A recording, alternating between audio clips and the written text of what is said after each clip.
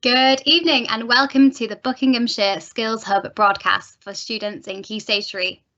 This session will last around 60 minutes and will include a speaker presentation followed by a panel discussion and Q&A session. This session will help you to learn more about apprenticeships across different industries and how to apply for them. Questions for today's speakers can be submitted via the Q&A function on the right-hand side of your screen, and this will be open throughout the session. I'm delighted to welcome our first speaker, Brittany Cleary, Custody Careers Advisor at Advisor. Brittany, over to you for your presentation. Thank you very much. Hi, my name's Brittany. I deliver the Ask Apprenticeships project, which is fully funded by the Skills Funding Agency, and I'm here on behalf of the Department for Education. And I'm just going to go through what apprenticeships are and how you would even start thinking about getting into one. And you may be a few years away from leaving school at the moment, but it's just important to start thinking about what your next steps might be in the future. Some students may leave school and decide to go to full-time university, which is a great option, but other students may decide to secure a apprenticeship, and others might go to college or further learning, and some people might just do something completely different. So it's just really good to understand what the different options are out there. And what is important is that you always just do your research. That's the real takeaway from today is going to be about research. And National Apprenticeship Week obviously is taking place this week until the 13th of February. So let's deep dive into what apprenticeships are. Can I have my next slide, please? I think you've got to click as well. Thank you. So these are all employers that are well known for taking on apprentices. Around 50% of apprenticeships are offered with massive companies like these that are all household names, but half of them are with really tiny little organisations that you probably never heard of. You might drive past them unknowingly on the way to school or college or something in the future, but it's just good to know that there's loads and loads of different organisations out there that do offer apprenticeships. Next slide, please. So what actually is an apprenticeship, and why is it different to other routes of pursuing a career? So an apprenticeship is a real job, and that's the real main difference to going to college, for example, or full-time university. You work with a real employer, and you'll work full-time whilst also studying towards a qualification. You're also paid to do it as well, which is fantastic. And because it's a real job, you will have a contract of employment like other people do who work in the company. And the way that it works is that it's 80% of your time is doing the job that you're either in the office for, or you're out doing getting hands-on out in the field, and then 20% of your time will be doing the learning bit, which will be provided by a training provider. That could be a college, it could be a university if you want to do a degree apprenticeship, and it can typically take between 1 and 4 years to complete, which is entirely up to the level that you want to do, and it's all very specific to the opportunity that you apply for, but the minimum is that it is for a year. There are more than 600 different apprenticeship types available, and that number is always going up, which is great. The levels that they cover will go into a bit more detail in the next slide, but you can do anything from an intermediate to a degree level, so I'll jump into those in a bit.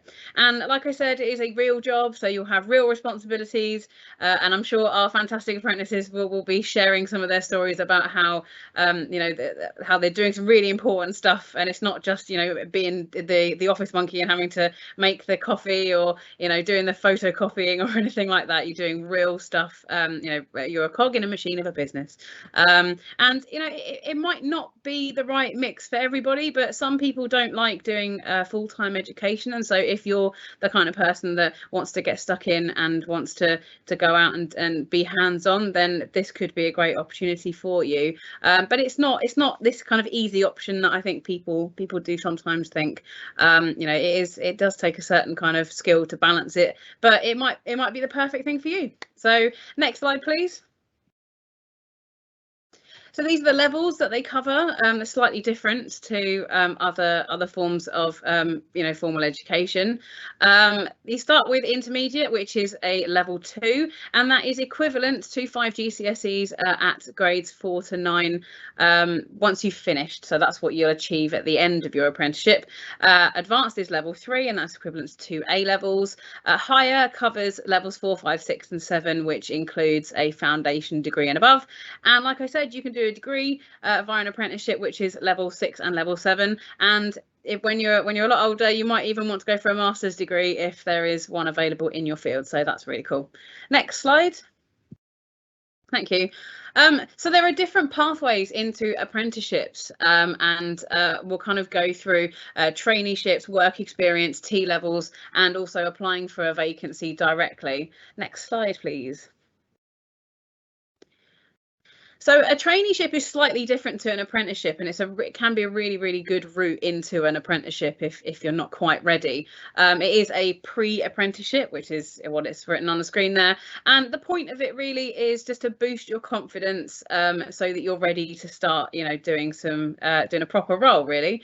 It's available for 16 to 24-year-olds, which is slightly different to apprenticeships, which are available for anyone above the age of 16. So that does include adults. You could be sitting waiting to go into an interview with somebody who's 30 or even around your age. It really doesn't matter what age you are, but for traineeships it is limited to 16 to 24-year-olds, and it will cover things including English and maths and any digital skills that you might need to kind of use to boost yourself, and also it'll cover employability skills like getting a CV together and all of that sort of stuff, and it has work experience, which is obviously a fantastic opportunity for you to put on your CV, so you can basically tell people that you've done some stuff, which could make you very employable in the future. They last between 6 weeks and 12 months. So again, that's slightly different to an apprenticeship, and you can do one as long as you're qualified up to a level 3. So as long as you haven't got a qualification above a level 3, then you can do one. And it's just to get you ready. It's not paid, unfortunately, but there may be extra funding available for travel and any expenses and things that you might need. Next slide, please. You can do traineeships in different areas that are listed on the screen. That's a snapshot of the kinds of things that you can do them in. That the opportunities aren't as vast as apprenticeships. Apprenticeships can cover anything from plumbing and engineering all the way through to becoming a solicitor or anything in between if it's being advertised. But traineeships have a little bit of a dialed back range of opportunities. But again, there's in some fantastic areas, and those are always changing as time goes on. Next slide, please. Another fantastic way of getting into doing an apprenticeship is work experience, and that's a really good way of gaining some new skills so that you can show somebody that you're a really good candidate for doing an apprenticeship. Next slide, please. T levels are also a fantastic way of getting into an apprenticeship as well. They are brand spanking new. They are the complete opposite way round to doing an apprenticeship, which is basically 80% in the classroom and 20% on a work placement that is organised for you. One T level is equivalent to gaining 3 A levels. They are a 2-year course which can be done after your GCSEs, which is at level 3, and you can only study 1 T level subject at a time. So again, that is slightly different to apprenticeships, but it is another fantastic route into getting into an apprenticeship in the future. Next slide, please. So the T levels, they cover a couple of different things, so that they're being rolled out very slowly. 2020 was supposed to be the year of the T level, but unfortunately COVID overshadowed that, understandably so. But these are the plans for going moving forward with T levels, and they are being rolled out slowly in lots and lots of different areas. So if a T level is the route that you want to take to get into an apprenticeship, then you can have a look at local college providers to see which ones are coming up. And next slide, please. So how do you actually apply for an apprenticeship?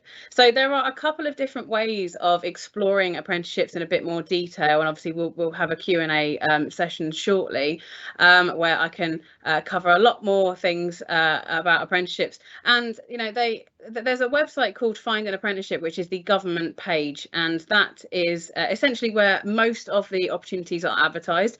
Unfortunately, it's not the only place, but that is very representative of the working world. There isn't one website where all jobs on the planet are advertised, and so that's how it is for apprenticeships as well. And you can go on the Find an Apprenticeship website and you can sign up, you can register and get an account on there, and then you can just have a look to see all the different types of things that are being advertised. And it will detail lots of information that you're going to need ready for applying for one, like what the entry requirements are. So you might need some GCSEs already, or you might need some A-levels, depending on what sort of thing you're going for. And it will show you the vast opportunities that are available in lots of different subject areas. You know, you could go into things like IT or science, or technology, engineering, maths, being an accountant, lots of things like that. And then you can also have a look at employer websites as well. So if there's somebody that that you want to work for, you've got a burning desire to work for a particular organisation that maybe you've seen advertised somewhere, you can also go and have a look on the employer website as well. You can get in touch with them. You can phone them, ask them questions, because that looking keen is always a fantastic idea with any employer. And so yeah, you can have a look at the employer websites as well, because that's also where they will advertise their vacancies.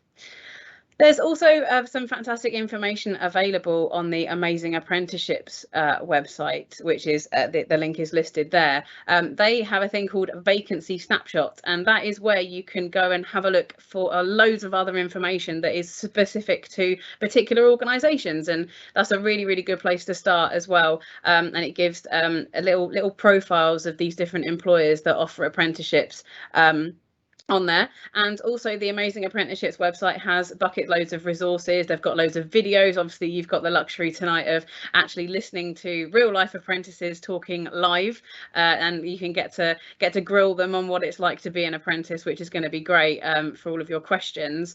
But in your spare time, you can always go and have a look at the amazingapprenticeships.com website, and there's lots and lots of videos that people have taken where they're talking about the sorts of jobs that they've done and that they're still doing, and they can give you a little bit of an idea as to what it's like. There's also the government apprenticeships.gov.uk website, which is quite new, and that is another really good place to get more information as well. So next slide, please. So there are lots and lots of ways to get in contact with us. We've got our Twitter handle, obviously, because it's 2022 and Twitter's where it's at. And like I said, we've got the apprenticeships.gov.uk. That should say .gov.uk. Apologies, there is a typo on there. Apprenticeships.gov.uk is that website I mentioned before, and that's the government one where you can go and have a look at loads more information. And parents as well, there's some fantastic newsletters that are available that you can sign up for. They are monthly, and they are on the Amazing Apprenticeships website, where you can get up to date with all of the developments that are happening in the apprenticeships world. So I hope that was a nice little taster about apprenticeships. I didn't want to go kind of too deep into them, because they are there's a lot of information about them, but it might be early days, so I didn't want to go too heavy in it, but I will obviously answer all of your questions if you have any other questions for me, and hopefully our apprentices will be able to answer more questions as well.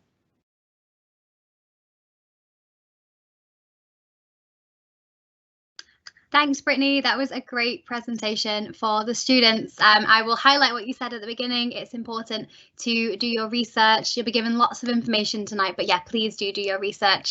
You cleared up some misconceptions as well early on, which we're going to talk about later as well. Lots of people have been asking about T-levels as well during the Q&A, so that was great to hear about them. And also the different pathways into apprenticeships. And that's what we're going to start with now in our panel discussion, finding out about some of our apprentices' pathways into their role. So we'll start with Junaid first. Please, could you tell us about your apprenticeship and your pathway into it? Hello everybody, I'm Junaid from Morgan Sindall. So how I got my apprenticeship, well, first of all, I'll introduce, I'm actually a trainee site manager. So how I got into construction was just after I finished my level 3 MV, so my level 3 business and construction qualification. I decided I wasn't really too interested in the industry anymore. So I wanted to get into something new, something I've always been interested in throughout my progressive journey. And from there, I communicated with one of the clients, the Buckinghamshire County Council, who were doing a job, who were a client of one of the jobs that Morgan Sindall was actually carrying out. And I put my inquiry through to the operations director through passing over my CV and my qualifications. And luckily enough, they were able to have an interview with me and then kind of take into my story, kind of my development, how I kind of got into it, why I'm so interested and keen to get into the industry, and then sort of just went from there. And then ever since, I've consistently kept developing, growing under Morgan Sindall, and you know, as we go on, hopefully continue to progress through my career. So. Thanks, Junaid. We've got biographies for all of our speakers as well on our panel this evening, so we will share information about them so you can learn more about them as they are speaking. Next, we will move on to Dean, and we'd like to ask you the same question. What is your apprenticeship and what was your pathway into it? Well, my apprenticeship is machining and CNC machining, and I got into it through school, basically, same way that most kids would go from a secondary school environment to just full-on work environment. And it was very daunting, but it's very good and does put you in a position where you can see what you want to do and if it's right for you. Thanks, Dean. Yeah, I think it's really important for you to be able to experience it and see if it is right for you. Next, we would like to move on to Jess, and we have the same question for you. What is your apprenticeship and your pathway into it?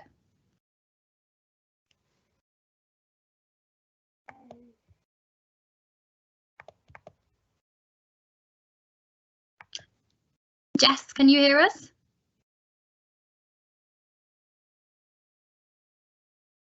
You'll just have to take yourself off mute.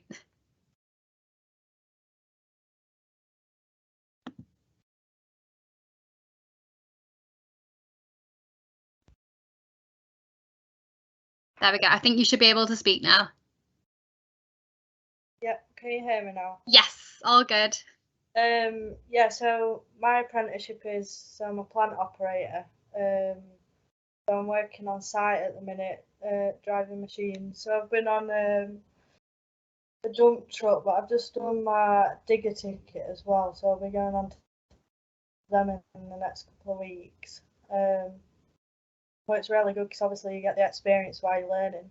And with construction as well, like if you haven't got much experience, it can be hard to get onto sites and stuff because a lot of them want experienced operators because that's what they're paying for. But with this way into it, my company gives me the opportunity to get that experience. I got into the apprenticeship because my stepdad used to work for the company, which is Flannery's.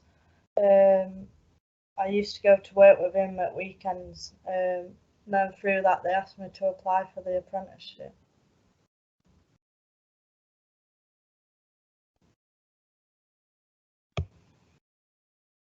Great, thanks, Jess. Really good to hear that you were able to get experience whilst you were learning at the same time. I think that's a big appeal for apprenticeships.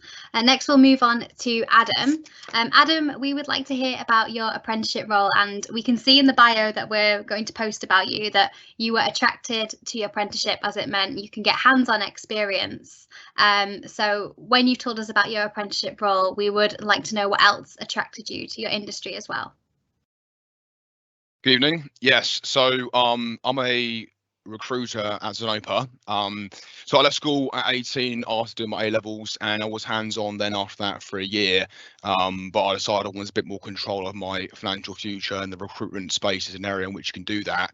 So currently in my role, I consult and advise some of the largest hiring teams in the medical and scientific space who recruit for engineers. And that involves calling them up, building new business, marketing our services, building the relationships with the directors and hiring teams at those companies, understand their business needs, and then finding the people to fill those needs for them. So that's effectively what I do day to day. And again, the reason I was more attracted to this was because with the university route, it's very much up in the air. You're not entirely sure what you're going to be doing in 3 years' time. The tangibility of what I do day to day, you can make a real impact on your finances straight away through what we do, which gives you a sense of control, which is what I like, and the autonomy to really grow. Great, thanks, Adam. And we'll introduce our final apprentice now from the panel tonight, and that is Jonathan. We would like to know now about your apprenticeship and also your role and what a typical day looks like in your role.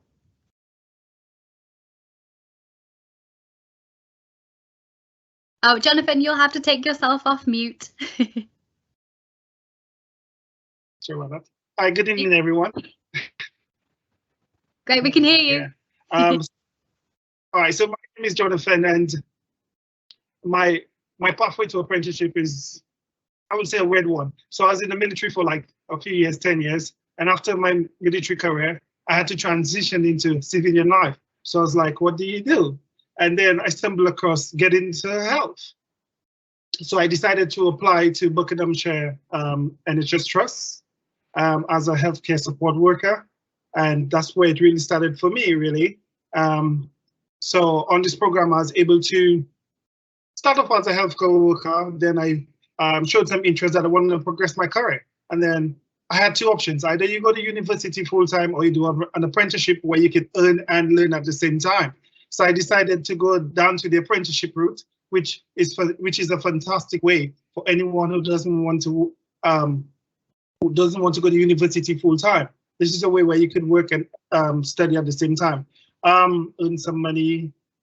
So I was coached, and I approached my manager really, and she really encouraged me to go to the apprenticeship route really. And that's where it all kicked off for me. So you have these. So I studied with Buckinghamshire University, and at the moment I'm on a community placement where we work with adult community healthcare team. So we go out in the community to help patients who haven't got the mobility access to make it into the hospital. So we go and support them as much as we can, really. So my role is fantastic. You get to meet patients and just care for them, basically. Thanks, Jonathan. And Buckinghamshire Healthcare have been kind enough to share some fantastic documents as well, which we'll be sharing at the end of the session for anyone who is interested in learning more about apprenticeship NHS roles. Next, we'll move back to Junaid, and we would like to know what you enjoy most about your role. What I enjoy most about my role is developing and learning. Throughout my career, so when I first started off, the first construction job I ever did was a secondary school. It was in Amersham, so it's called Amersham Secondary School. And compared to what I knew then, compared to what I knew now, there was also a lot of learning that needed to be done. But a part of it was a lot of me having to accept how much I had to learn rather than try to rush the process. So what I enjoy day to day is going out on site, being productive, being proactive, sequencing my work, understanding, planning, mainly understanding the process that subcontractors use for their elemental works, which is expanding my mind a bit and helping me sequence their works for future jobs. So it's more or less a future reference and allows me to create target programs. More or less, it keeps me more organized and more centralized to the job and making sure that I prioritize certain work elements over some others, but as well as maintaining that enthusiasm to learn and to continue to develop. So yeah. Thanks, Sinead. Yeah, it's really great to hear that you've learned so much during your apprenticeship and you're able to compare how you were when you started out to now, and yeah, knowing that you will continue to learn throughout your apprenticeship. Dean, we would like to ask you the same question, please. What do you enjoy most about your role?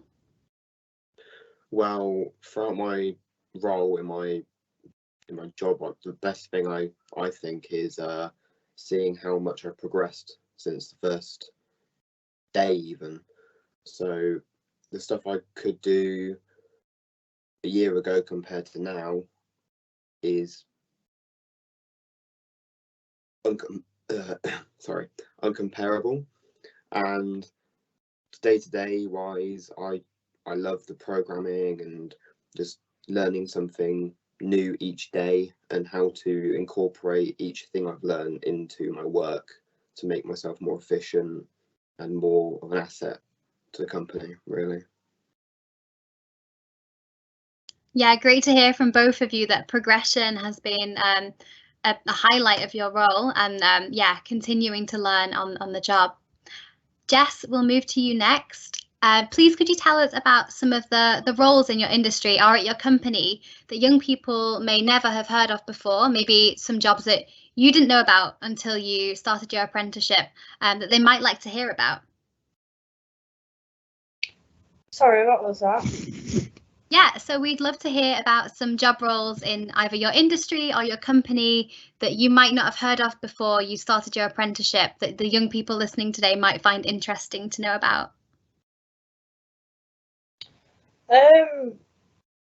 Well, to be honest, I'd never really heard about my apprenticeship before I actually did it, and I only really found out about it because I had contacts within the company.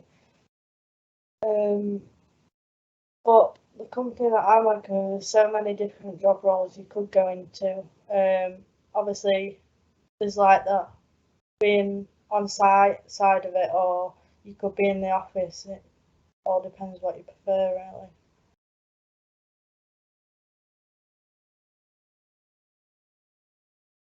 Thanks, Jess. And Adam, we'll move to you next.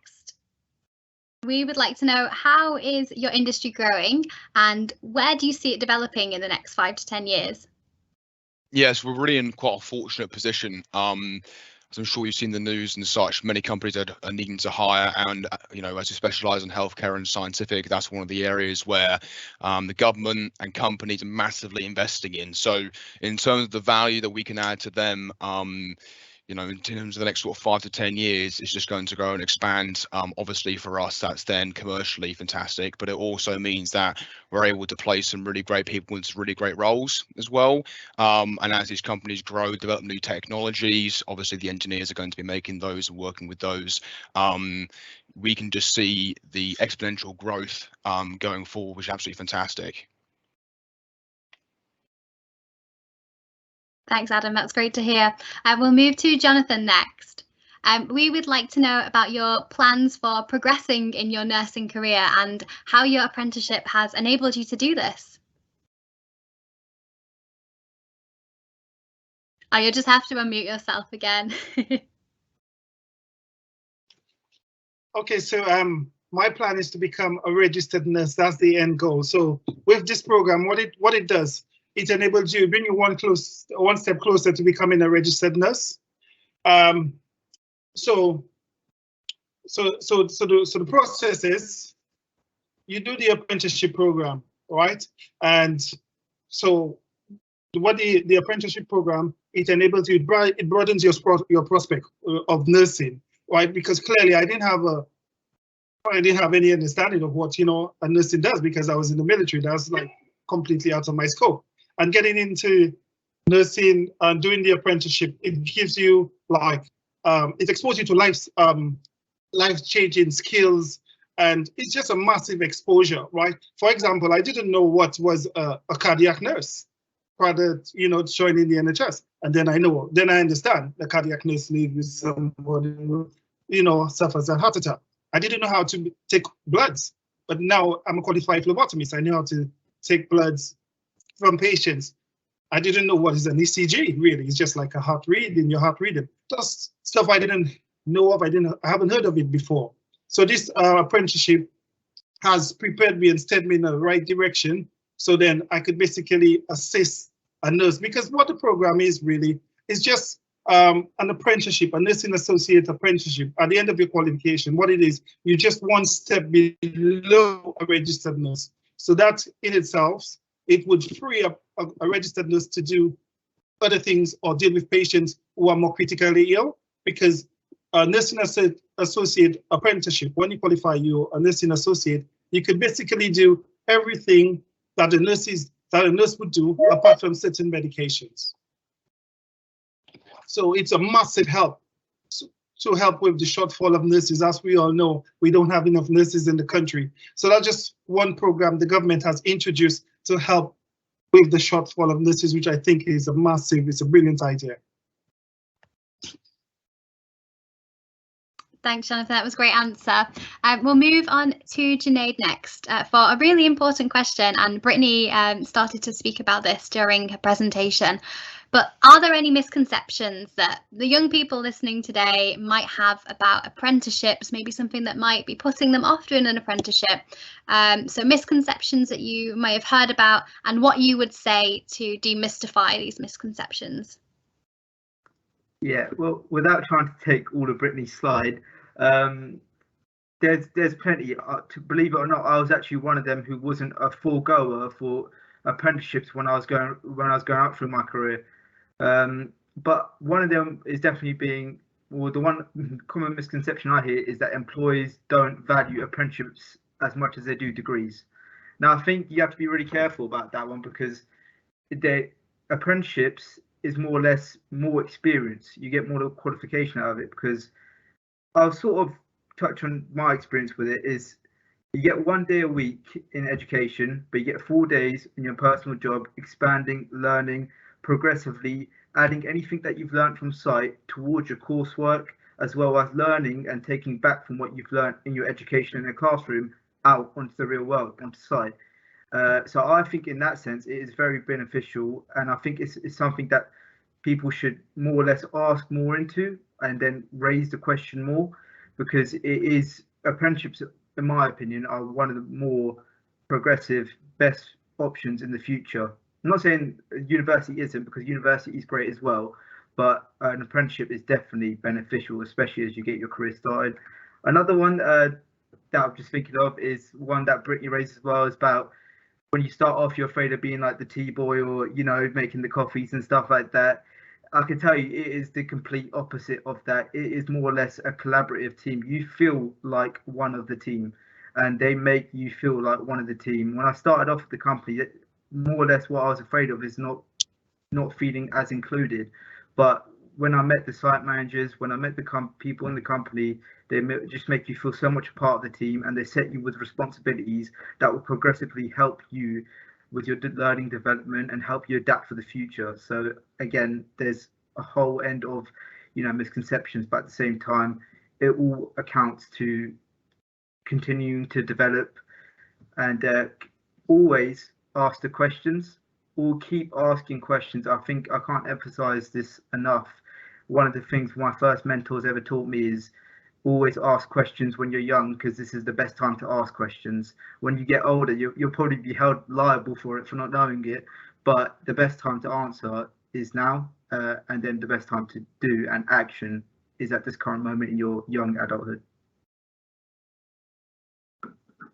Thank you so much. Yeah, really important for the students to know that as soon as you start your apprenticeship, you will be making an impact to the industry that you work in. I'm going to give anyone else the opportunity that wants to add in any other misconceptions that they might have heard of. I'll just give you a moment if you want to chip in, otherwise we'll move on to our next panel member. Okay, we will move on to Dean then. We would like to know, what are some of the main skills that you've noticed that you've needed to be successful in your role? Well, first of all, I just needed to, the first thing was people skills, mainly being able to confidently ask questions and talk to my superiors and general colleagues as well. And then from that, I've mainly learned all the skills I needed. So like machining, and with college and all that, I've learned all the maths and physics I need to be able to assess jobs and tasks ahead of me. And then I'm almost finished in my apprenticeship now, and from all that, I can say that it does impact a lot in how you work. So all the skills are provided mainly. It's just having to put the hard work in to be able to actually learn them. That's all. Great, thanks. And Jess, we've got the same question for you. Some of the skills that you've needed. Obviously, those will be different for different apprenticeships. So we'd love to hear about some of the skills that you've needed. So I'd say the main one for me is communication. You need to be able to communicate on site, not only to like know what you're doing, but you need to be able to communicate so you're safe as well. Also working in a team is like a big thing as well. If you don't work in a team, tasks aren't going to get done if you're not all working together and chipping in. Yeah, I'd say you need to be able to ask questions as well. Say if you're stuck. I was always worried about asking questions to start off with, especially being a female as well, going into a male-dominated industry. But what I've learned is people respect you a lot more for asking questions rather than just taking it on your own head to do something than do it wrong. It could cause a lot more problems. Yeah, I totally agree. Once you get over the fear of asking questions, it really does change everything. And it's so important to ask questions as you are learning, and people will respect you for that. And yeah, they won't be annoyed that you've asked questions because it's just part of learning. Next, we'll move on to Adam. So Brittany has already given us lots of great information about applying for apprenticeships. We would like to know how students can apply for an apprenticeship similar to yours and also ensure that their application stands out. Yes, certainly. So I'll first go through the apprenticeship applications themselves. The great thing is about them is they're really straightforward, which is the employer is effectively right from the get-go understanding they're going to go into a long-term relationship with you, a 3-year relationship, but particularly of doing a degree. So really, they're not particularly bothered massively about what your skills were prior, where you worked prior. The most important thing for your application is going to be a genuine interest and a genuine desire to work for that company and in that style of role. That's it. Because if you have that genuine desire, they'll have you for 3+ years, they'll invest in you massively, and you'll grow all those skills that you need. So whether that's on the phone and you're calling a company to ask for an apprenticeship, or you're putting together a CV for one, as long as it's very, very clear why you want to apply for what you're applying for, why that company, why that role, is very, very straightforward. Yeah. Thanks, Adam.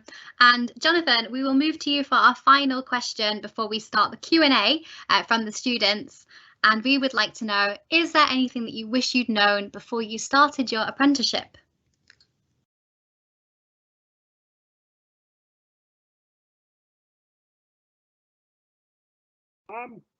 Not really, because just started what the apprenticeship does, right? It equipped you. What you don't know, they will teach you. So you mustn't have the fear factor of, oh, I don't know this, what's going to happen if I don't know. You know, you just go, you approach it with an open mind, and you know, your mentors will just take you on board. Like most of the panel, I say, don't be afraid, just ask the questions. If you're not, if you're unsure about a question, ask. There's nothing like a stupid question or a dumb question, you know, you just ask the question.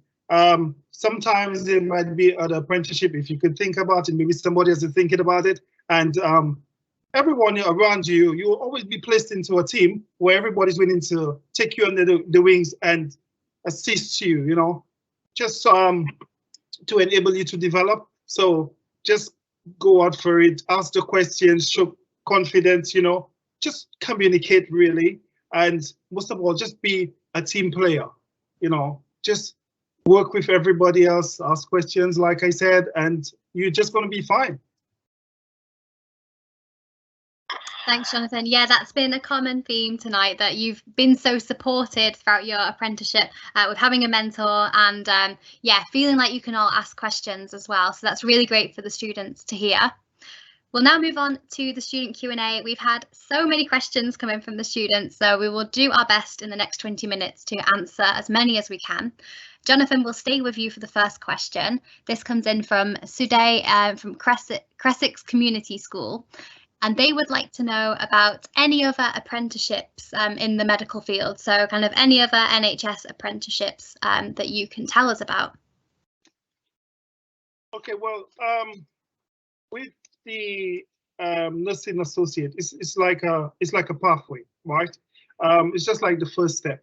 So basically, once you enroll on a nursing associate apprenticeship, you could move on all the way up to obtaining your master's degree, right? Because you start at the foundation level, then you move on to the bachelor level, then you move on to the master's degree. So I'm doing adult nursing apprenticeship, so it covers all the aspects of adult nursing. So, and also there's an element where they expose you to the bit of pediatrics as well, where you work with kids. So at the end of your apprenticeship, if you want to specialize in an area, there you go, you will have the exposure. Like for me, I've worked on a ward, which is general surgery, urology. I've worked with pediatric, I've worked in acute, and now I'm doing community. So that has broadened my spectrum as to which area I want to specialize in. So the first step is to get into that apprenticeship program. And then once you get the knowledge, you can always branch out to where you feel comfortable. Thanks so much, Jonathan. We'll move on to our next question. That's from Kieran from John Collette School. They would like to know, when did you start an apprenticeship, and are you able to start it after uni, or do you have to start it straight after school? So we'd like to ask that question to Dean, please.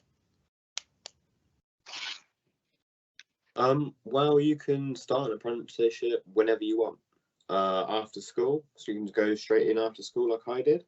Or if you want to go to college first, or go to sixth form first and decide what you want to do a bit later, or even when you're an adult and you've gone through a few jobs and you decided what you want to do, you can go straight into an apprenticeship and get some hands-on experience and make sure it's what you want to do. And that's it. It's just whenever you want to start, you can start. Thanks, Dean. We'll go to Brittany for our next question, please. Someone would like to know what support is available for young people who have learning support needs, for example, if someone's dyslexic or is autistic or has ADHD. Right, that's a really good question. There is lots of information out there. Some really good sources of that is the MenCap website. They have a fact sheet which I'll put into the chat box that's got some fantastic information on there, specifically for apprenticeships for people with learning disabilities, and it outlines the little things like the flexibilities that they may have. Maybe part-time apprenticeships are also a possibility. There's also lots of funding available as well. Obviously the employer is given additional funding for people with EHC plans, and things like access to work and all of that sort of stuff. So there's some really fantastic information on that fact sheet as well. Another really interesting route is also supported internships. There's more information about all of that on the ucas.com website, and they outline supported internships which are for young people aged between 16 and 24 with learning difficulties or disabilities, who just want to get a job and need some extra support. So that's a really, really good place to find out more information as well. And then there is also the Preparing for Adulthood website as well. There's lots of information around, like a short guide for students, and there's lots of videos and things, more so about supported internships, but there's also information about apprenticeships on there as well. So yeah, I will put all of the links to all of those things into the chat box so that you've got them, so you can do some more research. So I hope that answered that a little bit at least. Thanks, Brittany. Yeah, great question and great answer. We'll next move on to Jess, This question is from Harris from John Hampton Grammar. They would like to know, how do you know which apprenticeship is right for you?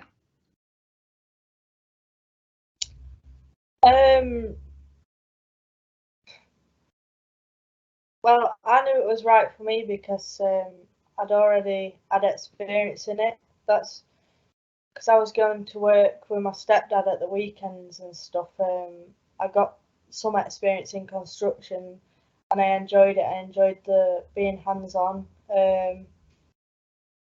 Previously, I was at university and that wasn't for me. I didn't like being stuck in a classroom all the time and stuff. So I just really like the aspects of that job. But I think it's different for everyone. So. Thanks, Jess. And Junaid, we've got a similar question for you. How did you find the job that you actually wanted, and how did you fall in love with your job role? Yeah, it's a good question. So my first kind of exposure to it was my uncle was a health and safety surveyor. So he used to go to different construction sites and he used to sort of survey the sort of areas as well as housing as well. He used to see. But one of my biggest things about construction is progression. So every time we used to drive past a building that was just starting its groundworks from the ground up, nothing's up, not even the structure's up, but going back there 3 months later and seeing steel frames up, there's some windows in there, you know, really seeing the building come into life. I think that was one of the main reasons why it kept me interested, because it was progressive. It was more or less kind of getting to experience something from the start and getting to actually finish it as well. So it was more or less that aspect of starting it something and finishing it, which is, I think the moral of it is things that people struggle to actually do is when you start something, you don't finish it all the time. But again, with every job, when you start it, you have to finish it. And I guess with the construction industry and the projects that we were doing, I felt very close to that. I felt very passionate about it, which made me want to keep progressing, and realistically just made me fall even more in love with the job, because I get to be from the start and to the finish. So thanks so much. Next, we'll move to Adam. Some students would like to know about the opportunities to progress in your organisation. Do you have lots of opportunities to do that in the future? Yeah, so my company, Zenopa, in Penn, across the street from the Queen's Head, if you don't know where it is, there are a tremendous amount of scope for growth internally, even during your apprentice scheme. So whether you're somebody who prefers a softer approach, a more management approach, speaking to candidates, advising, or whether you're someone who wants to push for new business, you have a tremendous amount of scope in terms of the ladders that you can go up. And I'm not quite sure about other apprentices and companies, but Zenopa are very good financially on that front. So I see a lot of questions on that as well, where effectively, regardless of whether you're an apprentice coming in as a graduate or coming in as a senior person, you're paid for the value in which that you provide. So in terms of the scope for growth, not only are they investing in you and your training, your development internally, so you can grow internally, but also that's reflected in your OTE as well. So I'll probably say there's actually, particularly at this stage in my career, there's more scope for growth because your employer is actually more inclined to invest in you because they have you for so long. Great, that's really good to hear. Next, we'll move to Jonathan. Archie would like to know, do you have to do much coursework as part of your apprenticeship? And also, do you have to work on the weekends?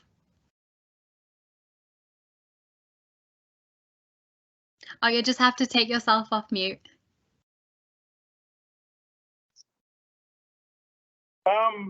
In terms of coursework, it's just like any course you study at university. You do get a few essays, but it's nothing, you can't do. If I can do it, anyone, can do it. So definitely, it's not massive amounts of coursework because it's more, the apprenticeship is more on a hands-on experience basis rather than actual coursework. So yes, so with regards to working on weekends. It all depends on your placement, where you go. Some places you go, like for me, I'm working in the, as I said, in the community. I don't do weekends. I only work Monday to Friday. I get a day off, but it all depends on the area. So sometimes you would have to work on a weekend because to get your qualifications, you have to do a certain amount of practice hours for the NMC. So that will determine your days of work, really. But it's not, and what it gives you as well, it gives you a nice work-life balance. So if you're someone that can't do weekends, it's something you can negotiate, right? There's nothing to say that you guarantee you need to work on the weekend. So it's all surrounds you and your family life. So it wouldn't take away of you going to play your football on the weekend or going swimming on the weekend. You can still do that while you do your apprenticeship, while you get your qualifications. So it definitely gives the scope. Thanks, Jonathan. Yeah, really important for students to hear that they'll still get their work-life balance as well, something that's so important. Next, we'll move to Brittany. Justine would like to know about some apprenticeships that are offered within the creative sector. If you could talk a bit more about that, please. In the creative sector, wow, okay, that is quite a specific question. So there are lots and lots of different types of jobs, apprenticeship opportunities available in the creative sector. It really does depend on what you mean by creative, because that does cover quite a vast array of subject areas. It could be things to do with IT, maybe things like graphic design. It could be even performing arts. So there are potentially opportunities available in things like that as well. But creativity is involved in a lot of jobs. There are lots and lots of different, even kind of your textbook kind of boring type IT jobs. Sometimes there is a creative element to it, and I think it really does depend on what you mean by creative. There's always scope for you to be creative in any job role, really. But I think what would be a really good place to start is having a look at some job profiles of different types of creative jobs that you might be interested in. There are really good websites for that. There's the National Careers Service website. They've got lots of job profiles, and also prospects.ac.uk. I'll put those links in the box as well. But it's just so that you can then start to see what kind of creative job role you're interested in, and then having a look to see what opportunities are out there. It's a little bit easier with things like the NHS, in the fact that there's always normally a bank of opportunities within an organisation like the NHS. Lots of other opportunities do fluctuate within different industries, so it really is about that buzzword that Charlotte said as well earlier, doing your research. You've got to research it. It is about seeing what's out there at the time, because the way that apprenticeships work is that they mirror the employment market. And so at the moment, as an example, there's lots and lots of jobs in hospitality, and we're seeing a lot of jobs come up in hospitality, things like being a chef, being a bartender, lots of things, because as we all know, the hospitality industry had a bit of a hard time recently, and so they're using apprenticeships to try and get more people involved. So it does evolve constantly, so it's really good to have a look at some job profiles and also get out there and have a look to see on the Find an Apprenticeship website or other companies to see if they are offering something a bit more specific. Thanks, Brittany. We'll stay with you. I've got two more questions for you. So Rowena has helped us to kind of narrow down the creative question from St Michael's Catholic School. They've asked about apprenticeships locally around art, design and drama. So creative ones. Perhaps you know about any of those. Gosh, that is very specific. Unfortunately, I don't have anything off the top of my head specifically in those areas. But like I said, there are lots of colleges and even universities that offer degree level apprenticeships, as an example, in lots of different interesting areas. So the UCAS website could also be a good idea to go and have a look on there to see if they've got anything in those specific sectors. Unfortunately, I cover a very large part of the UK in the south, so it is very specific to the area that you live in as well. So, like I said, do have a look on the Find an Apprenticeship website, because you can also play around with the distance and the levels and all of that sort of stuff. So I'm sorry I can't be a bit more specific, because we'd be here till next week if I covered questions on every single subject area, because there's over 600. So that's a lot to have in my tiny brain. But yeah, go and have a look, do your research, and hopefully you'll find something.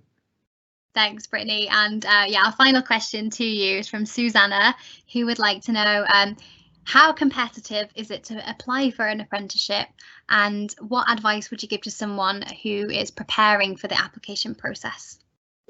Right, so apprenticeships can be competitive. That is, I suppose, a little bit of a difference to continuing with full-time education exclusively, because full-time education tends to be capped at a certain age group.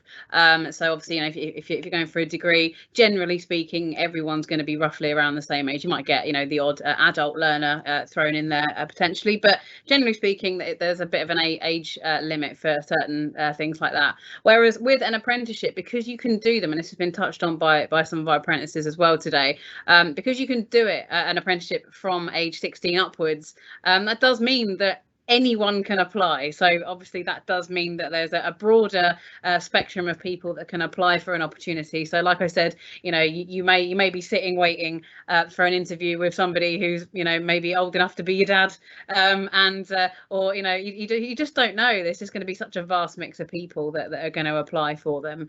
And with regards to you know, tips for applying, it's just knowing what your strengths are. I think there's a thing that you know, I think a lot of us are quite quick to know things that we're not very good at, but it's just about remembering that, you know, there are some, you know, fantastic skills and talents and things that everybody has, and asking people, if you don't know what your skills are, ask other people that know and love you. They'll be able to tell you some of your good things that you can put down about yourself. And it's just having that confidence to be able to speak positively about yourself, which can be quite scary. You know, I don't think there's many of us in this world that love just sitting there writing how wonderful they are on a bit of paper, but it is just about thinking about your strengths, and also just looking at the application, at the advert. There's no secrets. They're telling you what they want, and if you fit the bill, and if you tick all of the boxes, or at least most of them, you know, that you can have a punt maybe on an opportunity where you don't fit all of the criteria, because you never know, you still might get through to the next stage. But it's just about seeing what the entry requirements are, and seeing if you fit them. And then when you're writing your application, make sure that you're covering, you know, all of the language and all the wording that's being used in the application, so that it's easy for an employer to, you know, marry the two up like two kind of corresponding sides of Velcro. You know, you've got the advert on one side and the advert for you on the other, and employers are going to pick people that kind of match up quite closely. So yeah, just have a think about talking positively about yourself and making sure that you're giving yourself the best chance in competing with other people. Thanks, Brittany. And yeah, we'll stay with talking positively about yourself when we think about the interview as well. We'd like to ask Junaid for your top tips for interviewing, and if it was a difficult process, and what the employers were looking for. Yeah, so I think when it comes to an interview, just always be prepared. I think organisation and preparation is actually one of the most key things that you learn past also the interview as well. So they're also key assets to have. So being prepared is definitely one of them. Talk highly of yourself, as much as you don't like to talk about yourself too much, but talk highly of your skills and your strengths and what you can offer to the company, and where you feel you can thrive, and more or less just continue to progress, as well as confidence. Your persona, the way you know, put your persona out there, I think it's very key, because then they'll thrive off it. I think most employees love a person that's confident and, you know, is prepared, and, you know, always has a right answer. And, you know, that preparation, as mentioned before, is always prepared for, you know, that next question, or has always got that answer to one thing, and doesn't, you know, shy away from an answer, or doesn't shy away from talking about their strengths. but as well as be a bit humble as well and talk about some of the areas where you need to improve, and that's something, and the improvements that you want to learn, which you feel you can get that kind of exposure from the actual job. So that's a great way about it. Fantastic. Some really great interview tips there. For our final question to you all, sorry, we are going to put you on the spot a little bit, but we would like to know your one word to describe your apprenticeship. If you want to explain why you've used that word, that's fine. If you don't want to, you don't have to. Junaid, because we're on you, we'll continue. So if you could give us your one word to describe your apprenticeship. Oh God, let me think. Yeah, everyone else gets a bit of time. Oh, I'd say good. Wow, big question. I'd say eccentric, mainly because I think it's an interesting word to use, but I think it's a good one as well. Mainly because when you go into it, you won't realize how much you're learning in such a fast period of time. And I think that is probably the best way to, properly capture it, is how fast you're going into it and how much volume and how much you're picking up from it and how much you incorporate it, not only to your day-to-day, but progressively in your coursework, so the educational side of your apprenticeship, as well as your, again, day-to-day job apprenticeship. So eccentric's my word. Wonderful, thank you. Jonathan, we'll move to you next for your one word.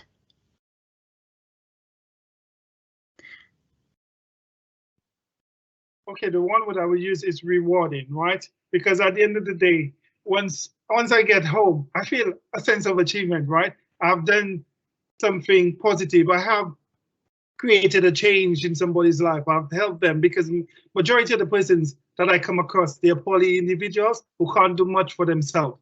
So having that ability and the opportunity to basically help somebody with the whole recovery process, I think for me personally, it's rewarding. I could go to bed with my head, I helped this person, so it's all good. A lovely answer, thank you so much. Adam, we'll move to you next. The word I'd use to describe my apprenticeship would be, I said before, is control. And the reason I say that is because you have complete control over exactly what you want to do, how you want to do it. If you want to get a new client, you want to make some new business, or pick up the phone and make it happen. So that's what I would say. It's the ability to have complete control over your own future day to day. Yeah. Thanks so much. Jess, we'll move to you next. I'd say mine's exciting, because there's always something new that I'm gonna be learning, especially at first as well, when I was going into it and you're seeing all these big machines. Obviously when you've not been really around it, it's an exciting thing. Yeah. Wonderful, thank you. And Dean, we'll move to you next. My word would be support, because from start to finish, I've had so much support, and you're treated as one of the team, as an actual employee instead of a burden, and it's just been amazing. Wonderful, thank you, Dean.